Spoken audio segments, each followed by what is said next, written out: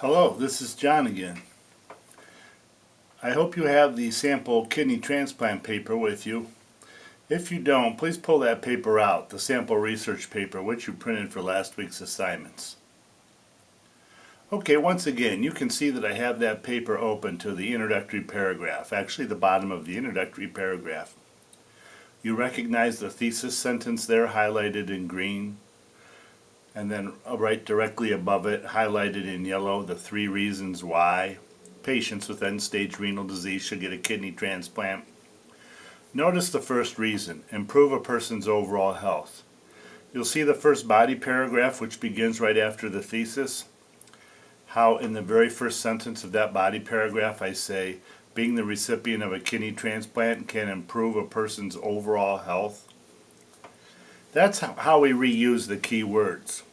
So whatever your 3 reasons are for your thesis sentence, you want to write one body paragraph, actually about a page per reason. Think a page.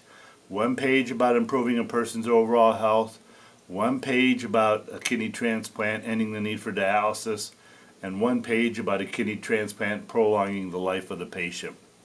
That's actually the process used for the writing of the body of the paper. Now, in the body of the paper, you will use research to support your claims. So in the first body paragraph, improve a person's overall health, I'm going to scroll down to page 2, near the top of page 2. If you want to flip the page on your hard copy of this paper, you'll see that I have highlighted in yellow a quotation from one of the research sources. Notice that the quotation marks are at the beginning and the end of the sentence being quoted. And then at the end of the sentence in parentheses is the name of the website where the writer found the information. We would have put the author's name there if we had an author, but when there's no author, you would just use the title of the website or the title of the article. So, anytime you take information directly from a website or an article, word for word, you put it in quotation marks and you give credit for it. And you can give credit before the quotation or after. This example from doctors at the University of Maryland Medical Center, etc., credit is given after the quotation. Here's another citation halfway down the page. You'll notice there are no quotation marks on this one, the one from Granville, page 1. That means that the writer of this paper took the information from Granville and put it in her own words. When you take the information and put it in your own words, that's called a paraphrase. However, when you do this, you still give credit. So you'll always be giving credit in your paper, whether you copy the information directly from your research sources or whether you turn the words around and put the information in your own words. Another one on this same page is a lead-in quotation. This one had multiple authors. So you'll see it says according to Hanstrid, Magnus, Simran, etc. And then the quotation, gastrointestinal symptoms are common among patients with chronic renal failure. That's a lead-in quotation. In that example, we gave the source of who said the words first, and then the quotation following. This is typical. This is what your paper will look like. There should be a minimum of 2 citations per body paragraph, and it wouldn't hurt. It would be a plus if there were more than 2. That's the end of our overall health will improve paragraph, our first organizer, if you recall. I'm going to scroll back up to the organizers.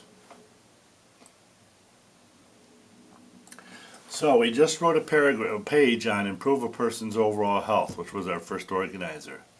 Now we're going to write a page on end the need for dialysis. So our second body paragraph, you'll see how the key words are restated there in the first sentence, and the need for dialysis, and then we start putting in research again to support that point of view.